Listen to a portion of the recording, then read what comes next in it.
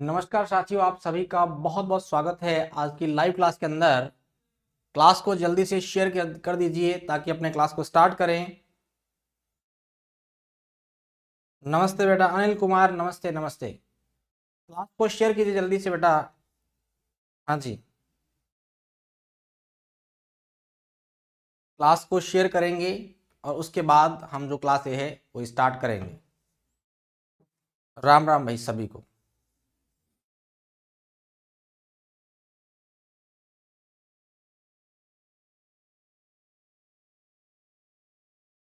जी, सभी जल्दी से जुड़ जाइए। अब देखिए, हम बात कर रहे थे, कल हमने पश्चिमी मरुस्थलीय प्रदेश के अंदर एक घास का नाम पढ़ा था जिसका नाम है सेवण घास। कौन सी घास है? सेवण घास। उसके वैज्ञानिक नाम के बारे में हमने बात की थी। उसके वैज्ञानिक नाम के बारे में हमने बात की थी लस्यूरिस सिडिकुस। और सेवण घास से राजस्थान के अंदर, राजस्थान के पश्चिम मरुस्थलीय प्रदेश के अंदर नखलिस्तान बनाए जा रहे हैं। नखलिस्तान और नखलिया में अंतर है, ये मैंने आपको पहले ही क्लियर कर दिया। नखलिस्तान क्या है? मरुस्थलीय भूभाग में हरा भरा क्षेत्र होता है। और अगर आ जाए नखलिया, तो नखलिया पैर की अंगुलियों का आभूषण है भाई। हाँ जी, दोनों में क्या है? अंतर है। दोनों में क्या है? अंतर है। हाँ, संजय कुमार जी नमस्ते बेटा, नमस्ते। हाँ मुकेश, पीलीबंगा से प्रणाम। बिल्कुल बिल्कुल, प्रणाम बेटा, प्रणाम। हाँ जी, प्रणाम बेटा। चलिए, अभी हम बात करें पश्चिमी मरुस्थलीय प्रदेश में पाई जाने वाली अन्य घासों के बारे में चर्चा करेंगे। पश्चिमी मरुस्थलीय प्रदेश में, पश्चिमी मरुस्थलीय प्रदेश में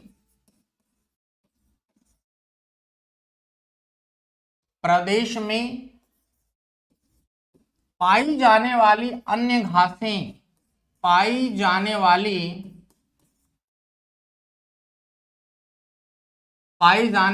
अन्य घासें, यहां शब्दावली से भी प्रश्न आ जाता है। पाई जाने वाली अन्य क्या है? घासें हैं। शब्दावली से भी प्रश्न आ जाता है कि बताइए ये क्या है। तो घासों के बारे में हम ध्यान रखेंगे विशेष रूप से। चलिए, कौन कौन सी घासें पाई जाती हैं उसके बारे में हम चर्चा करेंगे। देखिए, पश्चिमी मरुस्थलीय प्रदेश के अंदर, पश्चिमी मरुस्थलीय प्रदेश के अंदर पाई जाने वाली जो प्रमुख घासें हैं उनके बारे में हम बात कर रहे हैं। देखिए, घास है तो हरे रंग से लिखेंगे। देखिए, अरड़, अंजन, धामण, धामण के बाद कामण, अरड़, अंजन, धामण और कामण, बूर, मोथियो, मोथियो, मोथियो के बाद हम बात करें सुगनी। हाँ जी, सुगनी। सुगनी किस लोक देवता की बहन का नाम था भाई? सुगनी।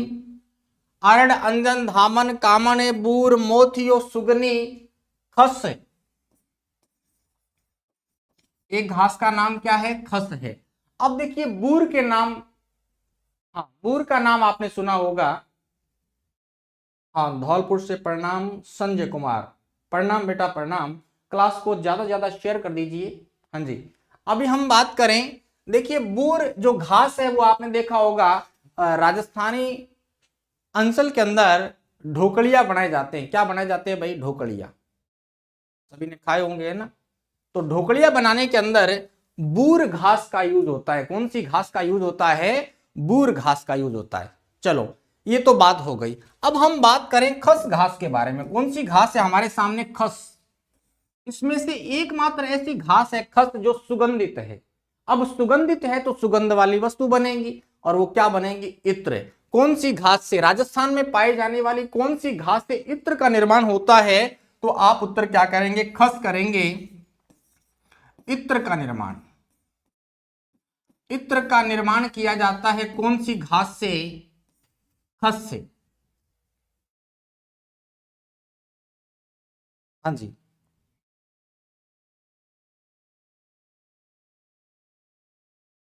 हाँ जी, हाँ जी, बोलिए। चलिए, अभी हम बात करें, इत्र का निर्माण होता है, ये राजस्थान के अंदर पाई जाने वाली प्रमुख घासें हैं। राजस्थान में पाई जाने वाली प्रमुख क्या हैं? घासें हैं। इनके बारे में हमने चर्चा की।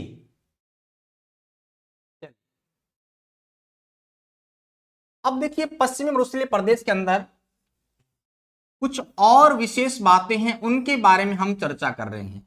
देखिए, एक मैंने नाम लिखा यहां पर, बजादा। क्या नाम लिखा बेटा? बजादा।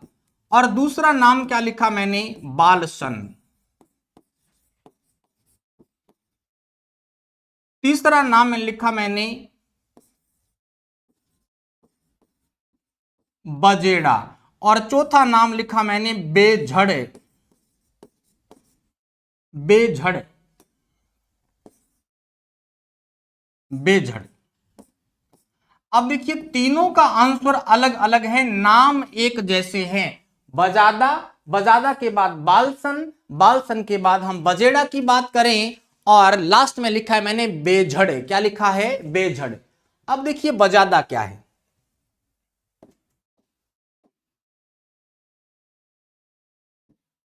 हम्म, देखिए, पश्चिमी मरुस्थलीय प्रदेश में, पश्चिमी मरुस्थलीय प्रदेश में वह क्षेत्र,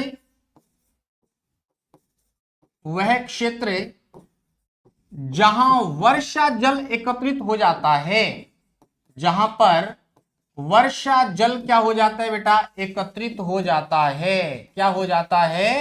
एकत्रित हो जाता है, उसे हम क्या कहते हैं? बजादा। फिर हम बात करें बालसन। बालसन की बात करें तो देखिए, पश्चिमी मरुस्थलीय प्रदेश में, पश्चिमी मरुस्थलीय प्रदेश में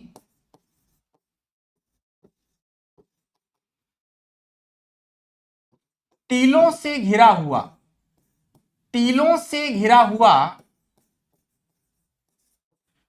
टीलों से घिरा हुआ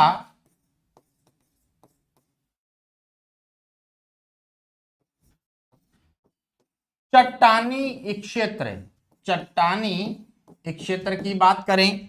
अब देखिए, नेक्स्ट हम देखिए, नेक्स्ट हम देखें तो बजेड़ा लिखा है। क्या लिखा है? बजेड़ा। तो राजस्थान में पान के खेत को कहा जाता है, पान के खेत को राजस्थान में पान के खेत को कहा जाता है। पान के खेत को क्या कहा जाता है बेटा? बजेड़ा कहा जाता है। पान के खेत को कहा जाता है। चल, हाँ जी। इसी के साथ हम बात करें, नेक्स्ट पॉइंट हमारे सामने है बेझड़। क्या है? बेझड़। देखिए, वह खेत, वह खेत, वह कृषि भूमि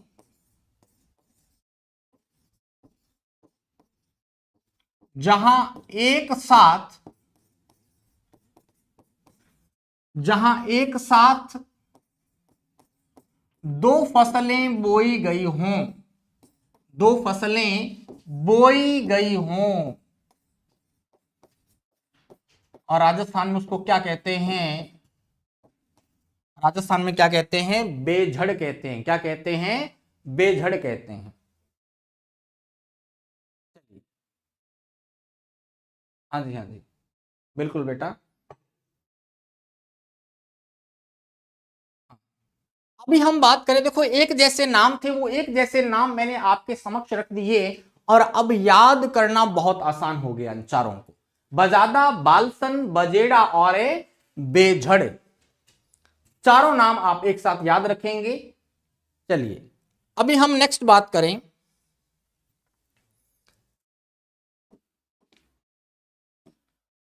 हाँ जी, पश्चिमी मरुस्थलीय प्रदेश को हम दो भागों में बांट सकते हैं। कितने भागों में बांट सकते हैं बेटा? दो भागों में बांट सकते हैं, उसके बारे में हम चर्चा करेंगे। देखिए,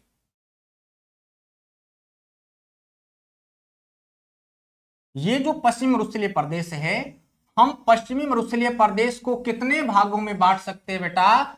पश्चिमी मरुस्थलीय प्रदेश को हम दो भागों में बांट सकते हैं। कितने भागों में बांट सकते हैं? दो भागों में बांट सकते हैं। दो भाग कौन कौन से? देखिए, सबसे पहले तो मैं आपको क्लियर करूं कि पश्चिमी मरुस्थलीय प्रदेश कहां है। देखिए, जो अभ्यर्थी आज पहली बार क्लास के अंदर आए हैं, तो मैं इनको सुझाव दूंगा कि पहले वाली क्लासें भी आप देखें, ताकि आपको बहुत अच्छे से ये समझ आए। चलिए, अभी हम बात करें पश्चिमी मरुस्थलीय प्रदेश के बारे में।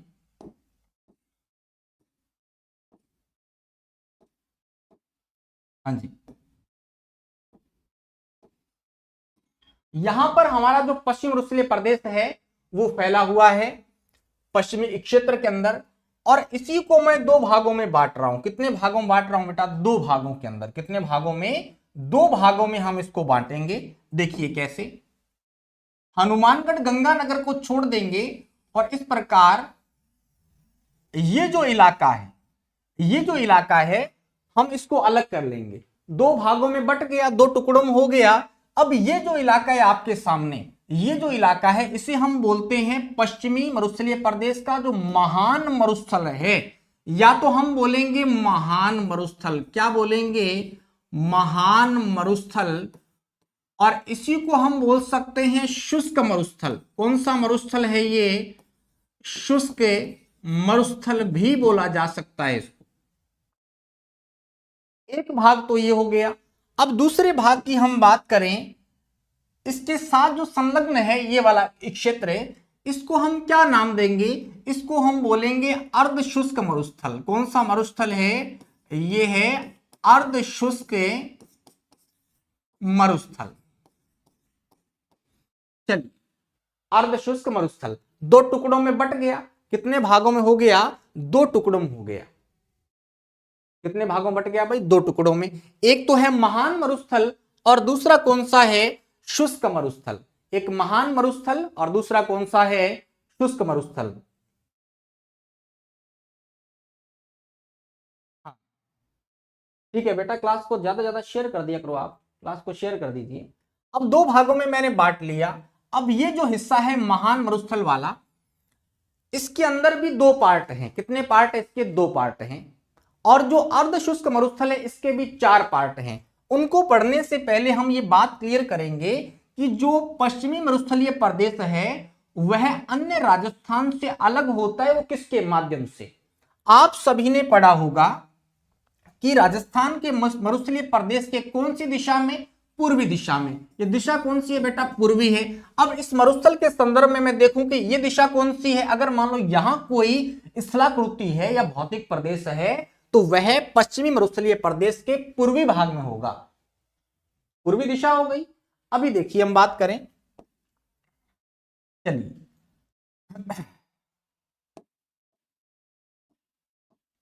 यहां देखिए, यहां अरावली फैली हुई है। क्या फैली हुई है? अरावली। अरावली पर्वतमाला का विस्तार है इस इलाके के अंदर।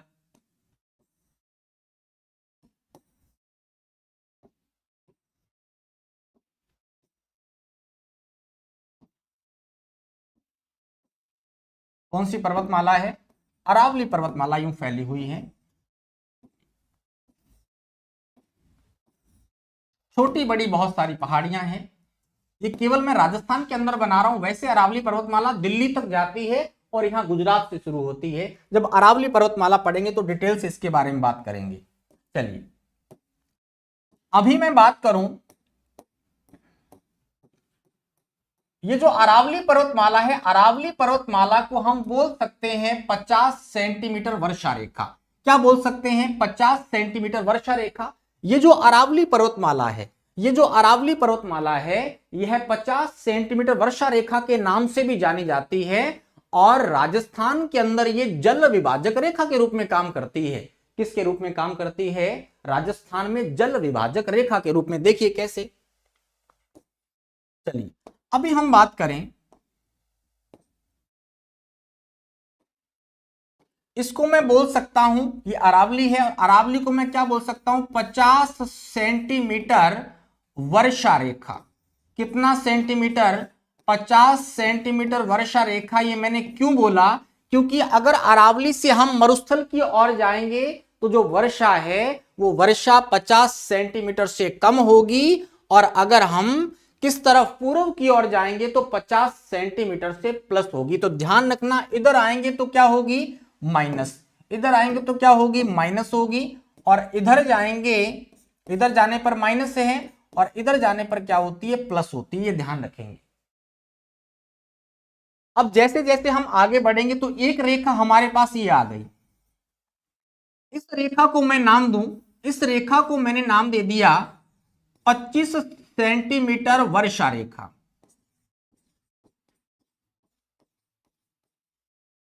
25 सेंटीमीटर वर्षा रेखा मैंने इसको नाम दिया। अब देखिए महत्वपूर्ण प्रश्न क्या बनता है। देखिए राजस्थान के पश्चिमी मरुस्थलीय प्रदेश को, पहला प्रश्न कैसे बनेगा, राजस्थान के पश्चिमी मरुस्थलीय प्रदेश को कितने सेंटीमीटर वर्षा रेखा अन्य राजस्थान से अलग करती है, तो उत्तर क्या आएगा, 50 सेंटीमीटर वर्षा रेखा। और ये जो अरावली है, इस अरावली को हम महान जल विभाजक रेखा भी कहते हैं। क्या कहते हैं, ये क्या काम करती है, महान जल विभाजक रेखा,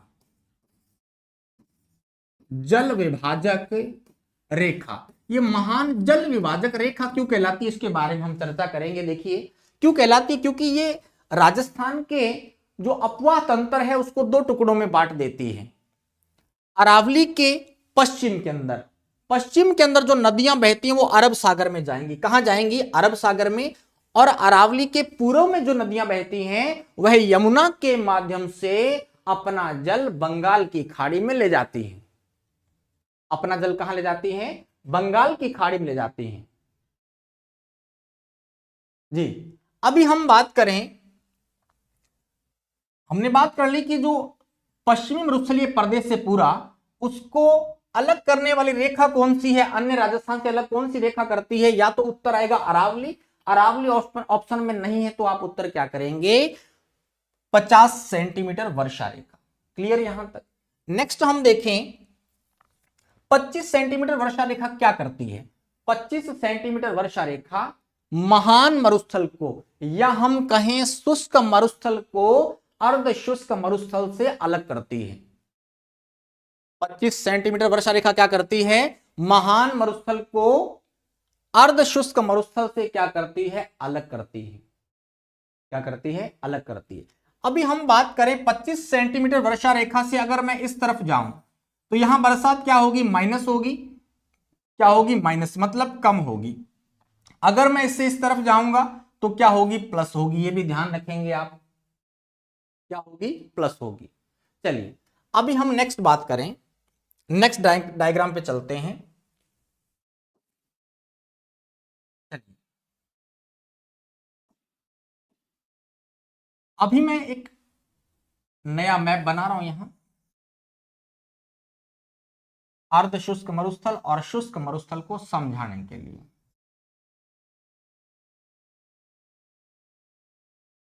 देखिए राजस्थान के अंदर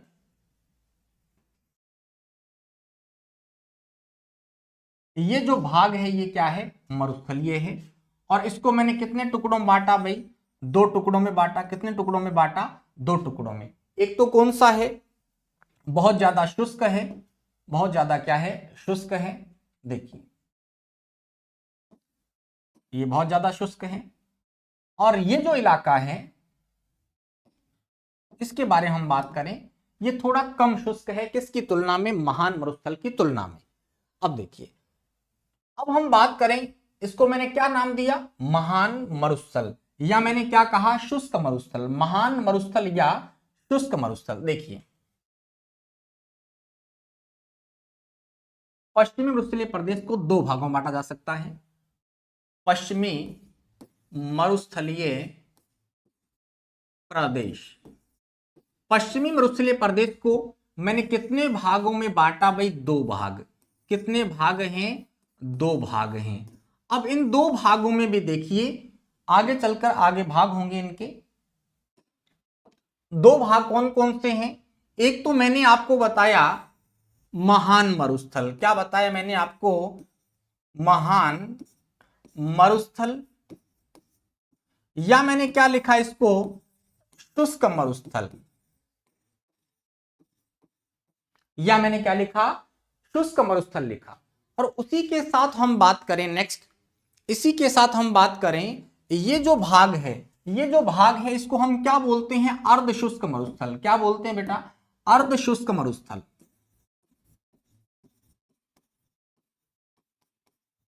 अर्ध शुष्क मरुस्थल। चलिए अभी हम बात करें, शुष्क मरुस्थल के दो पार्ट हैं। कितने पार्ट हैं इसके? दो पार्ट हैं या दो भाग हैं। वो कौन कौन से हम चर्चा करते हैं? शुष्क मरुस्थल के दो भाग हैं। कितने भाग हैं? दो भाग। एक तो है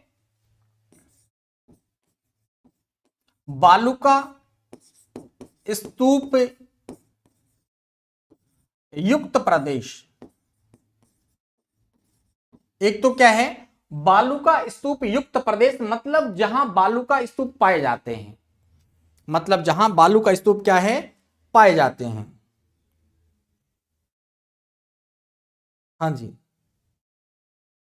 कलावती जी, अगर आपको सेकंड ग्रेड एग्जाम के लिए जीके का कोर्स लेना है तो आप ऑफिस के नंबर पे संपर्क कर सकते हैं, या आप टेलीग्राम चैनल पे जाइए, टेलीग्राम पे जाइए और वहां पर महिया पाठशाला सर्च कीजिए तो आपको संपूर्ण जानकारी वहां मिल जाएगी। हाँ जी, महिया पाठशाला के नाम से टेलीग्राम पर जाकर सर्च करें और जितने भी बैचेस चल रहे हैं, कोर्सेज चल रहे हैं, जितनी भी टेस्ट सीरीज चल रही है, सभी की जानकारी आपको वहां उपलब्ध होगी। चलिए नेक्स्ट हम बात करते हैं, महान मरुस्थल या शुष्क मरुस्थल के कितने पार्ट बता रहा हूं मैं आपको? दो पार्ट बता रहा हूं। एक तो मैंने बात कर ली भाई कौन सा भाग है, एक कौन सा भाग है? बालू का स्तूप युक्त प्रदेश। और जो दूसरा भाग है वो है बालू का स्तूप मुक्त प्रदेश। मतलब जहां बालू का स्तूप नहीं है, मतलब जहां बालू का स्तूप क्या है? नहीं है, वो मुक्त प्रदेश है। कौन सा प्रदेश है? बालू का स्तूप मुक्त प्रदेश। मतलब जहां धोरे नहीं है, वो जगह कौन सी है? वो स्थान कौन सा है? उसके बारे में हम थोड़ी सी चर्चा करेंगे। देखिए यहां पर मैं एक ट्राइंगल बना रहा हूं। क्या बना रहा हूं? ट्राइंगल।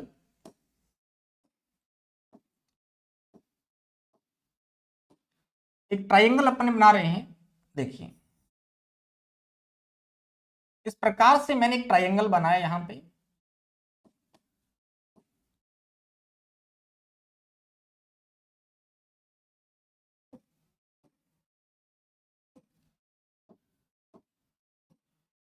हाँ, अब देखिए ये जो भाग है, ये जो भाग है बीच का, ये बालू का स्तूप मुक्त प्रदेश है। बालू का स्तूप क्या है? मुक्त प्रदेश है। यहां पर बालू का स्तूप नहीं है, मतलब यहां दोहरे नहीं है। मतलब यहां पे क्या नहीं है? धोरे नहीं है। देखिए पॉइंट्स याद रखेंगे, ये पॉइंट्स आप याद रखेंगे। एक जो मैंने ऊपर पॉइंट बनाया है, ये जो पॉइंट है, इस पॉइंट को आप ध्यान रखेंगे। एक ये पॉइंट है, एक ये पॉइंट है और एक ये पॉइंट है। इनके नाम क्या वो चर्चा करते हैं अपने। देखिए ऊपर का जो पॉइंट है ये वाला, इसको हम नाम दे सकते हैं, इसको हम नाम दे सकते हैं, 1 मिनट बेटा।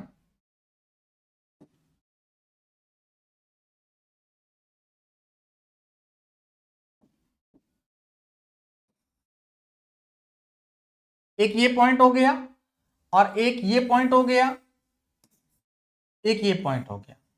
इनके अलग अलग कौन से स्थान या क्या नाम है उसके बारे में चर्चा करें। देखिए एक ये जो ऊपर वाला पॉइंट है, ये है फलोदी।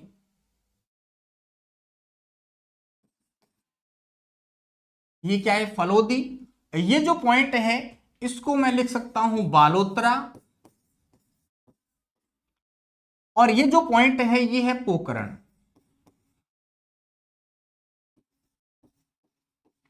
समझने के लिए है, ये जो 3 पॉइंट है, इन तीनों पॉइंट के मध्य एक ट्राइंगल बनता है और वहां पे क्या नहीं है, धोरे नहीं है, वहां पे क्या नहीं है, धोरे नहीं है। मतलब इस स्थान पर धोरे नहीं है, बाकी जगह धोरे हैं, बाकी जगह क्या है, धोरे हैं, सीधी सी बात। चलिए अभी हम बात करें अर्धशुष्क मरुस्थल के बारे में। तो अर्धशुष्क मरुस्थल के भी कितने पार्ट हैं, 4 पार्ट हैं। कितने पार्ट हैं यहां, 4 पार्ट हैं। कितने पार्ट हैं, 4 पार्ट हैं। देखिए कौन कौन से हैं। पहले की हम बात करें, पहले पार्ट की बात करें तो मैं आपको बता दूं, यहां पर देखिए ये जो भाग है, ये जो भाग है घग्गर का मैदान। कौन सा मैदान है ये, घग्गर का मैदान है। कौन सा मैदान है, घग्गर का मैदान है। और घग्गर के मैदान के बारे में आपको ध्यान रखना है, यह पश्चिमी मरुस्थलीय प्रदेश का सबसे उपजाऊ हिस्सा है। कौन सा मैदान, घग्गर का मैदान पश्चिमी मरुस्थलीय प्रदेश का सबसे ज्यादा क्या है, उपजाऊ हिस्सा है या उपजाऊ भूभाग है। कौन सा भाई, घग्गर का मैदान। घग्गर के मैदान के बारे में बात हो गई। उसके बाद हम बात करें 2 नंबर पे, देखिए 2 नंबर पे हम चर्चा करें, यहां पे है शेखावाटी प्रदेश। कौन सा प्रदेश है, शेखावाटी प्रदेश। कौन सा प्रदेश है बेटा, ये शेखावाटी प्रदेश। शेखावाटी प्रदेश आ गया। उसके बाद हम बात करें नेक्स्ट, नागौरी उच्च भूमि क्षेत्र। कौन सा क्षेत्र है, नागौरी उच्च भूमि क्षेत्र की बात करें तो यहां पे इसके साथ ये नागौरी उच्च भूमि क्षेत्र है। कौन सा क्षेत्र है, नागौरी उच्च भूमि क्षेत्र आ गया। उसके साथ हम बात करें नेक्स्ट, देखिए नेक्स्ट हम चर्चा करें तो ये जो भाग है, ये जो भाग है इसको हम बोलते हैं गौड़वाड़ क्षेत्र। कौन सा क्षेत्र है, गौड़वाड़ क्षेत्र। कौन सा क्षेत्र है, गौड़वाड़ क्षेत्र। और यहां पे क्या है, कौन सी नदी का प्रवाह क्षेत्र है, तो हम बात करेंगे लूनी नदी का। कौन सी नदी का, लूनी नदी का। देखिए साथ साथ लिखते चलेंगे अपने।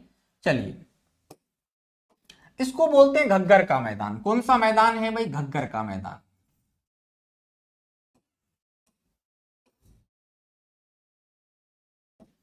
घग्गर का मैदान, हाँ जी, घग्गर का मैदान। और इसी को हम नाली क्षेत्र भी बोल देते हैं। क्या बोल देते हैं, नाली क्षेत्र। घग्गर का मैदान। और घग्गर के मैदान की विशेषता क्या है, यह पश्चिमी मरुस्थलीय प्रदेश का सबसे उपजाऊ भूभाग है। कैसा भूभाग है, सबसे ज्यादा उपजाऊ भूभाग कौन सा है, तो घग्गर का मैदान आप उत्तर करेंगे। किसके संदर्भ में बात आए, अगर पश्चिमी मरुस्थलीय प्रदेश का कौन सा भूभाग सबसे उपजाऊ है आपसे पूछ लिया जाए तो आप उत्तर क्या करेंगे बेटा, तो उत्तर क्या करना है आपने, आप उत्तर करेंगे घग्गर का मैदान। अगर राजस्थान के संदर्भ में पूछा जाए कि बताइए कौन सा भौतिक प्रदेश सबसे ज्यादा उपजाऊ है, तो आप उत्तर करेंगे पूर्वी मैदानी प्रदेश। तो उत्तर क्या करेंगे, पूर्वी मैदानी प्रदेश आंसर होगा। चलिए घग्गर के मैदान के बारे में हम बात कर लेते हैं थोड़ी सी। पश्चिमी मरुस्थलीय प्रदेश का सबसे उपजाऊ क्षेत्र, मरुस्थलीय प्रदेश का, मरुस्थलीय प्रदेश का सबसे उपजाऊ क्षेत्र कैसा क्षेत्र है, सबसे उपजाऊ क्षेत्र, तो वो कौन सा है भाई, घग्गर का मैदान है। उसके बाद हम बात करें शेखावाटी, शेखावाटी का मैदान या शेखावाटी का क्षेत्र।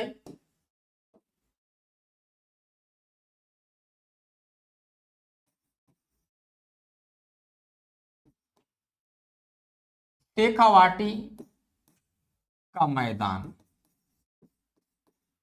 यहां पे पुरानी जलोढ़ मिट्टी पाई जाती है। कैसी जलोढ़ मिट्टी पाई जाती है, पुरानी। तो अगर प्रश्न आ जाए शेखावाटी किसने बसाया भाई, तो कछवाहों ने बसाया। कछवाहों के अंदर कौन था भाई, राव शेखा कछवाहा था।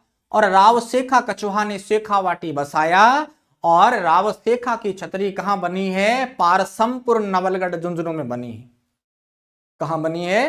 पारसमपुर नवलगढ़ झुंझुनू के अंदर राव शेखा की छतरी बनी हुई है, ये आप याद रखेंगे। चलिए उसके बाद हम बात करें, ये आ गया नागौरी उच्च भूमि क्षेत्र। कौन सा क्षेत्र है? नागौरी उच्च भूमि क्षेत्र। नागौरी उच्च भूमि क्षेत्र।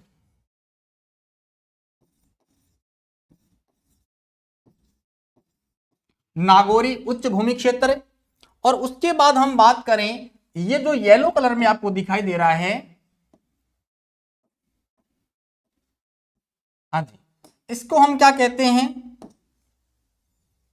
इसको हम बोलते हैं गौड़वाड़ प्रदेश। कौन सा प्रदेश है?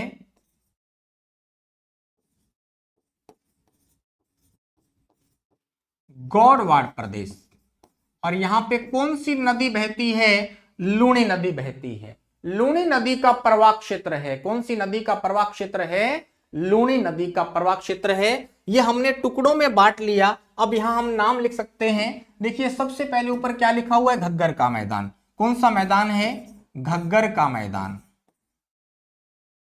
घग्गर मैदान आ गया। उसके बाद 2 नंबर पे हमने क्या लिखा है भाई? 2 नंबर पे लिखा हुआ है शेखावाटी का मैदान या शेखावाटी क्षेत्र।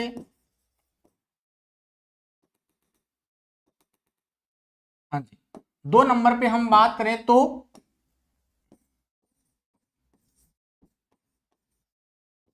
शेखावाटी क्षेत्र। इसी के साथ हम 3 नंबर पे बात करें, 3 नंबर पे लिखा हुआ है नागौरी उच्च भूमि क्षेत्र।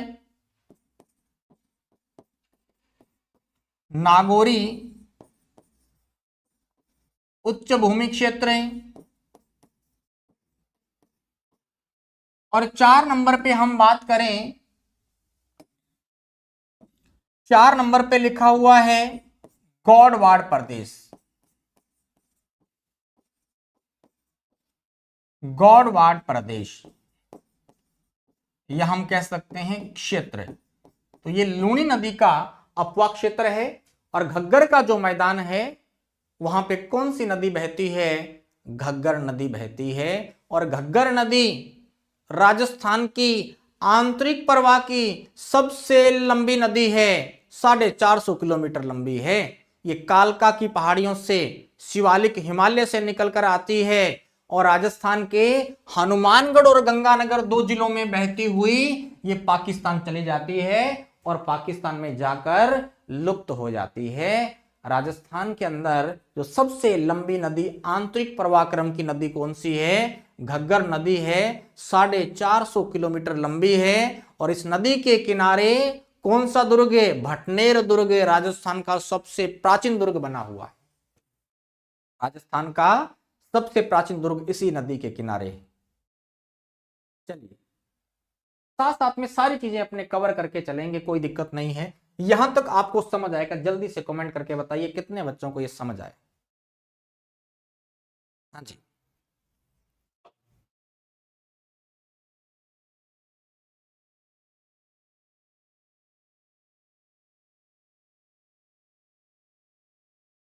सभी को समझ आ रहा है?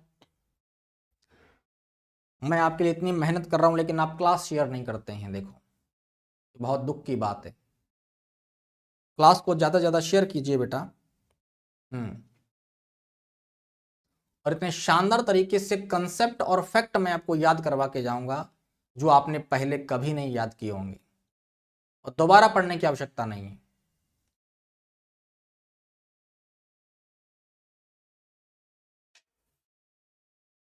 हाँ जी, चलिए अभी हमने बात कर ली कि जहां पर धोरे नहीं है तो ये इलाका क्या है भाई? ये इलाका रेड कलर वाला इलाका क्या कहलाएगा? देखिए इसको मैं लिख देता हूं, बालू का स्तूप मुक्त प्रदेश। ये क्या है? बालू का स्तूप मुक्त प्रदेश है। बालू का स्तूप मुक्त प्रदेश क्या बोलेंगे इसको? बालू का स्तूप मुक्त प्रदेश। अब यहां पे बालू का स्तूप नहीं है तो फिर क्या होगा, यहां का धरातल कैसा होगा, पथरीला होगा। यहां का धरातल कैसा होगा, पथरीला। एक बात ध्यान में रखिए, एक बात ध्यान रखना बेटा, मरुस्थल का मतलब ये नहीं होता कि वहां धोरे होंगे, तो मरुस्थल पथरीला भी तो हो सकता है। हाँ, मरुस्थल के 3 टाइप होते हैं, वो भी मैं आपको क्लियर करूंगा अभी। देखिए, चलिए हम बात करें, नेक्स्ट पेज पे चलते हैं।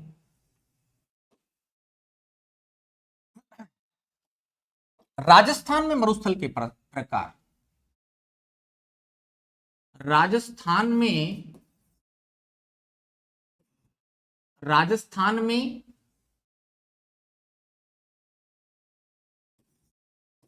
राजस्थान में मरुस्थल के प्रकार, मरुस्थल के प्रकार। तो राजस्थान के अंदर 3 प्रकार का मरुस्थल पाया जाता है। कितने प्रकार का मरुस्थल है बेटा, 3 प्रकार का। कितने प्रकार का मरुस्थल है, 3 प्रकार का।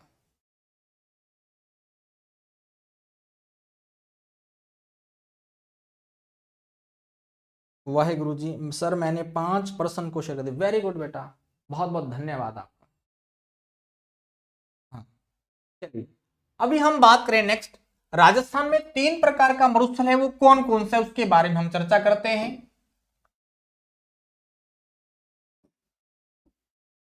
3 प्रकार।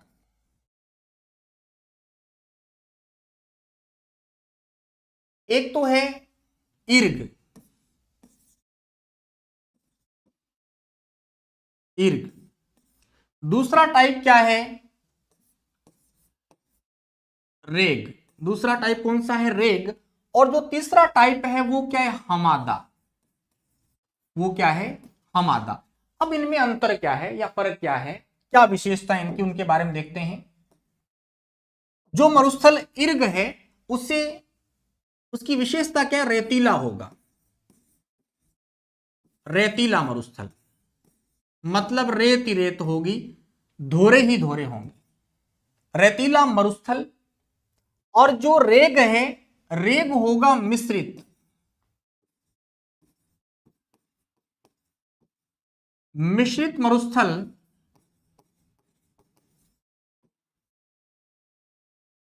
अब मिश्रित का मतलब क्या है, इसमें क्या होगा भाई, रेत भी होगी और मोटे कंकड़ होंगे, रेत प्लस में मोटे कंकड़।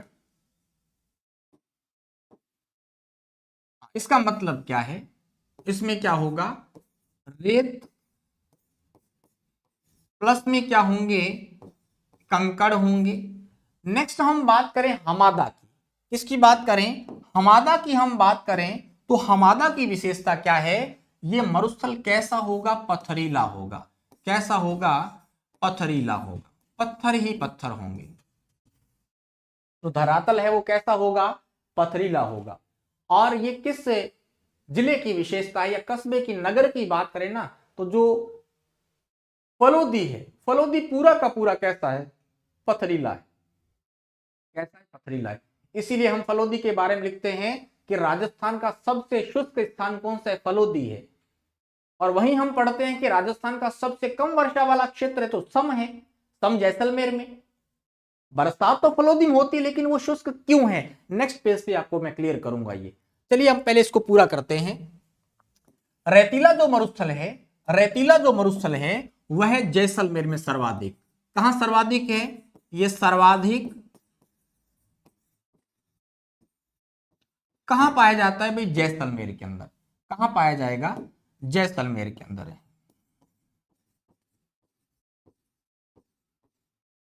क्लियर बात। उसके बाद हम बात करें, ये जो रेत और कंकड़ वाला जो मिश्रित है, रेत कंकड़ वाला जो मिश्रित मरुस्थल है, ये कहां पाया जाएगा, मिश्रित वाला ये पाया जाएगा जैसलमेर,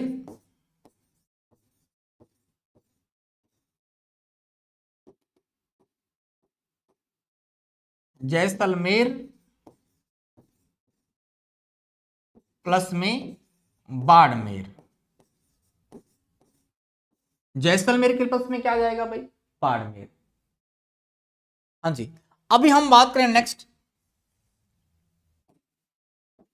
पथरीला की बात करें तो पथरीला कहां पाया जाता है भाई? अब सर्वाधिक तो है फलोदी के अंदर, ध्यान रखना सर्वाधिक कहां है? फलोदी में। लेकिन तीनों ही जगह हम लिखेंगे, दोनों जगह लिखेंगे, जैसलमेर और जैसलमेर में भी है थोड़ा सा, जैसलमेर प्लस फलोदी। तो यहां आपको एक बात देखने को मिली कि जैसलमेर तीनों में आ रहा है, जैसलमेर जो है वो तीनों में आ रहा है। प्रश्न आ जाए राजस्थान के कौन से जिलों में तीनों प्रकार का मरुस्थल, मतलब तीनों प्रकार का मतलब क्या है? इर्ग भी है, रेग भी है, हमादा भी है, तीनों प्रकार का मरुस्थल कहां पाया जाता है? तो आप उत्तर क्या करेंगे? आप उत्तर करेंगे जैसलमेर जिला। चलिए नोट लगा के लिख रहा हूं एक साइड के अंदर, नोट।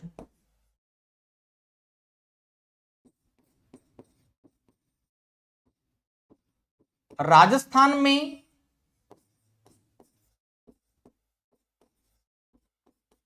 राजस्थान में या लिखें जैसलमेर में, वो लंबी लाइन हो जाएगी बेटा, सीधा लिख लो जैसलमेर के या जैसलमेर में। वो ऐसे लिख रहे थे राजस्थान के जैसलमेर जिले के अंदर तीनों प्रकार का मरुस्थल पाया जाए, इतना लिखने की आवश्यकता नहीं है, सीधा लिखिए जैसलमेर में, जैसलमेर में तीनों प्रकार का, तीनों प्रकार का मरुस्थल पाया जाता है। मरुस्थल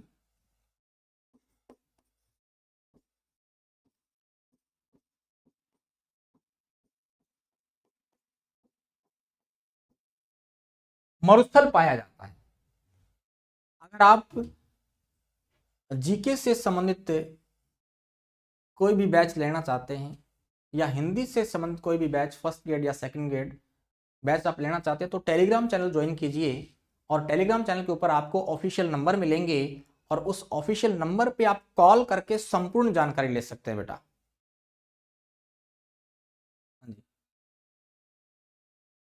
वहां पे आप कॉल करके संपूर्ण जानकारी प्राप्त कर सकते हैं। यहां तक समझ आया कि नहीं आया, कमेंट करके जल्दी से बता दो। जितने भी अभ्यर्थी लाइव बैठे हैं कमेंट करके जल्दी से बताएंगे यहां तक आपको समझ आया नहीं आया।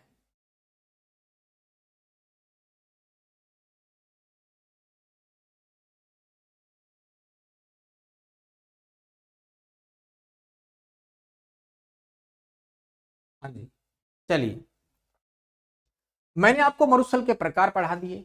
उसके बाद हम बात करें राजस्थान के अंदर, राजस्थान के पश्चिमी मरुस्थलीय प्रदेश के अंदर टीलों के प्रकार, धोरों के प्रकार या बालू का स्तूपों के प्रकार कौन कौन से हैं, उनके बारे में हम चर्चा करेंगे। चलिए नेक्स्ट हम बात करें पश्चिमी मरुस्थलीय प्रदेश में, पश्चिमी मरुस्थलीय प्रदेश में पाए जाने वाले टीलों के प्रकार। पश्चिमी मरुस्थलीय प्रदेश में,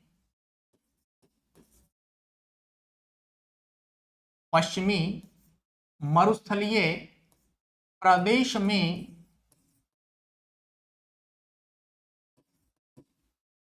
पाए जाने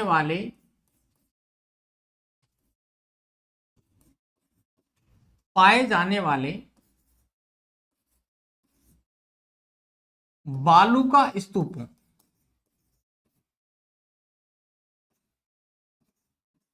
बालू का स्तूपों के प्रकार। मैंने यहां एक शब्द यूज करा बालू का स्तूप, कौन सा शब्द यूज किया है? बालू का स्तूप। तो बालू का स्तूपों के अन्य नाम भी तो है राजस्थान के अंदर, बालू का स्तूपों के अन्य नाम भी तो है, उनके बारे में हम बात करें कौन कौन से नाम अन्य हैं। देखिए अन्य नाम, इसमें आपको कंफ्यूज नहीं होना है, अन्य नाम कौन कौन से? अन्य नामों के बारे में चर्चा करें तो एक नंबर पे देखिए मैंने लिखा यहां पर धोरे।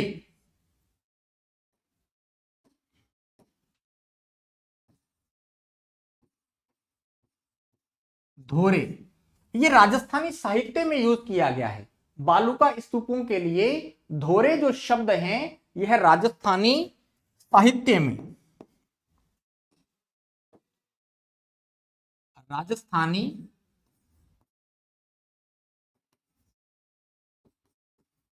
राजस्थानी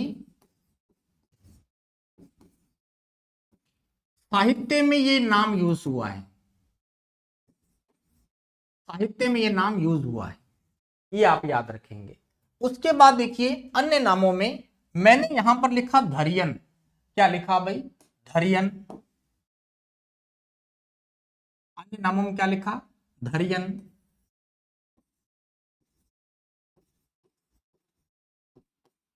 धरियन, धरियन जो नाम है बालूका स्तूपों का, ये जैसलमेर की स्थानीय भाषा में,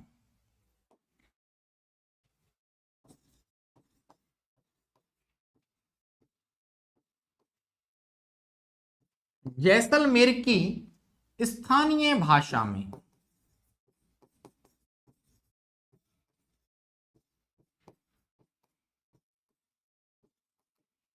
स्थानीय भाषा में क्या कहा जाता है, बालूका स्तूपों को धरियन कहा जाता है। क्या कहा जाता है, धरियन कहा जाता है। चलिए इसी के साथ हम बात करें पश्चिम रुसले प्रदेश में पाए जाने वाले बालूका स्तूपों के प्रकार के बारे में हम चर्चा करेंगे। देखिए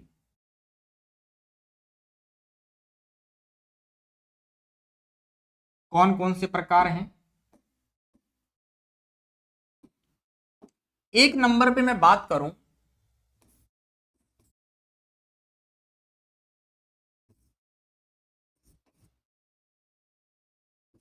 अनुदैर्ध्य, अनुदैर्ध्य, अनुदैर्ध्य बालूका स्तूपों की विशेषता क्या है, यह पवनों के समानांतर बनने वाले टीले हैं, पवनों के समानांतर बनने वाले टीले हैं, पवनों के समानांतर बनने वाले टीले, पवनों के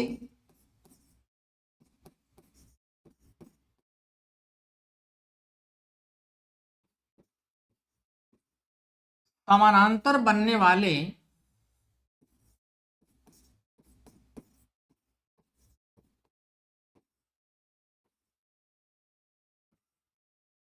टीले, पवनों के समानांतर बनने वाले क्या हैं, ये टीले हैं। चलिए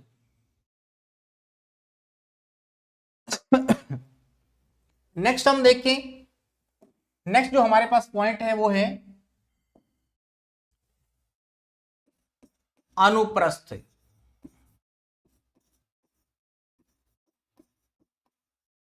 अनुप्रस्थ, अनुप्रस्थ के बारे में हम बात करें तो यह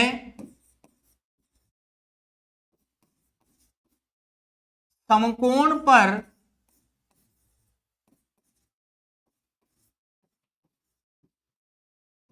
बनने वाले टीले हैं, समकोण पर बनने वाले टीले क्या कहलाते हैं, पवनों के द्वारा समकोण पर बने हुए टीले अनुप्रस्थ कहलाते हैं। क्या कहलाते हैं, अनुप्रस्थ। उसके बाद देखिए नेक्स्ट पॉइंट, नेक्स्ट पॉइंट में हम बात करें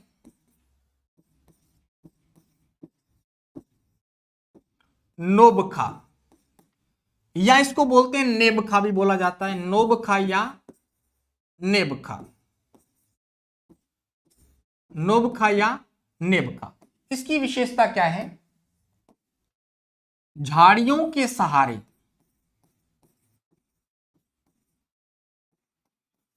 झाड़ियों के सहारे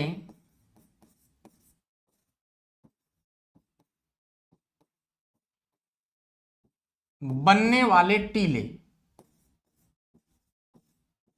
झाड़ियों के सहारे बनने वाले टीले क्या कहलाते हैं बेटा, नोबखा या नेबखा कहलाते हैं। उसके बाद देखिए मोस्ट इंपोर्टेंट एक नाम मैंने लिखा बरखान। क्या नाम लिखा, बरखान।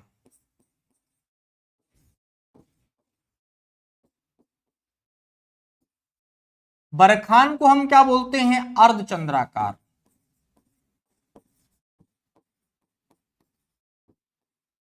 बरखान या अर्धचंद्राकार टीले।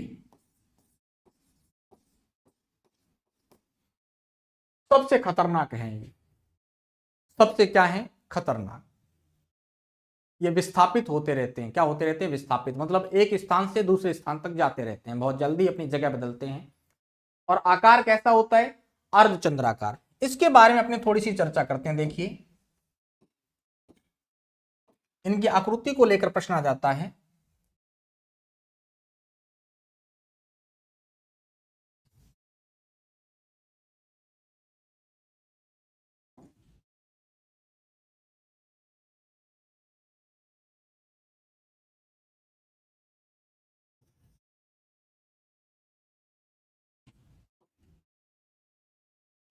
एक मिनट रुकिए बेटा, नीचे करके बना रहे हैं।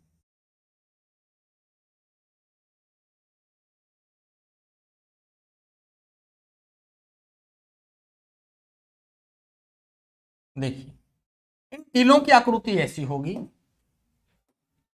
अब यहां से प्रश्न कैसे बनता है, देखो, ये है बरखान या अर्धचंद्राकार टीले।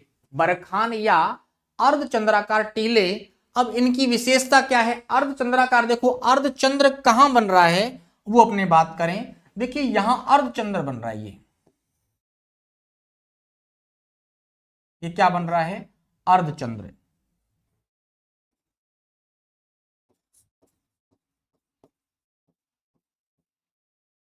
फिर हम बात करें, ये टीले पूंछ नुमा होते हैं। ये पूंछ हो गई, ये क्या हो गई, पूंछ। और इन टीलों का अग्रभाग गर्तनुमा होता है, मतलब एकदम से क्या होगी, ढलान होगी या गर्त होगा। तो ये क्या हो गया, गर्त।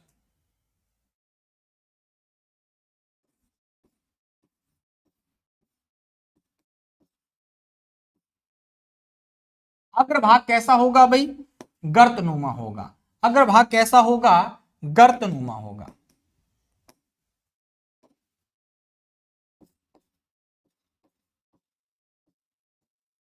अग्रभाग कैसा होगा, गर्तनुमा होगा।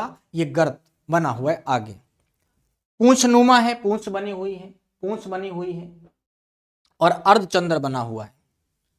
ठीक है, यहां तक बात क्लियर हुई क्या सभी को, कोई दिक्कत नहीं है। चलिए,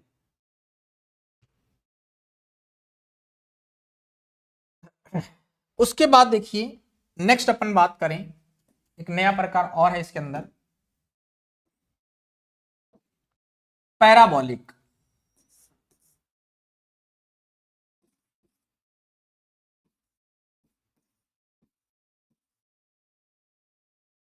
पैराबोलिक बालू का स्तूप। पैराबोलिक बालू का स्तूप।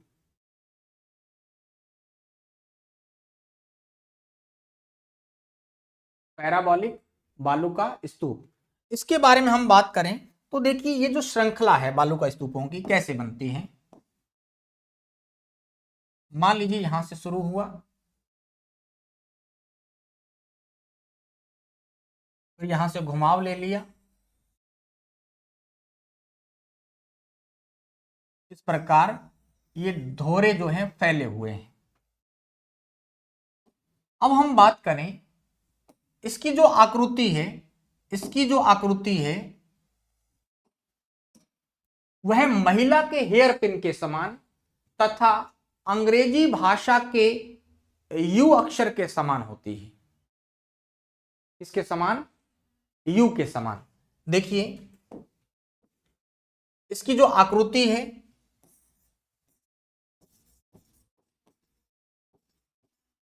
आकृति महिला के हेयर पिन के समान, महिला के हेयर पिन के समान,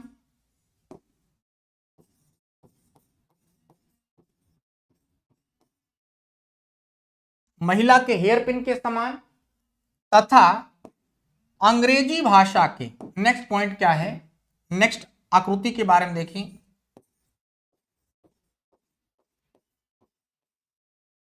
अंग्रेजी वर्णमाला के या अंग्रेजी भाषा से लिख लो, अंग्रेजी भाषा के यू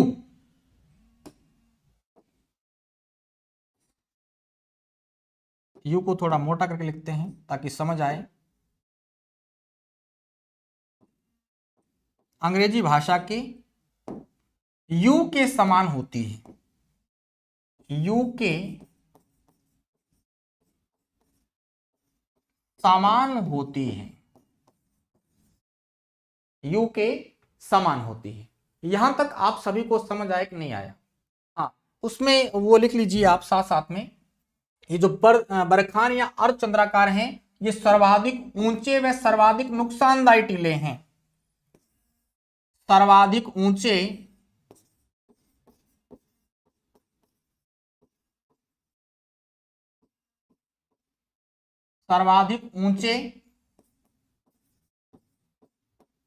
तथा सर्वाधिक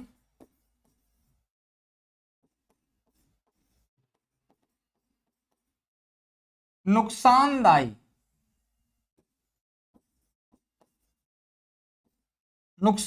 होते हैं, मोस्ट इंपोर्टेंट, और सर्वाधिक विस्थापित होते रहते हैं। ये टीले सर्वाधिक विस्थापित होते रहते हैं। यहां तक आप सभी को समझ आया होगा।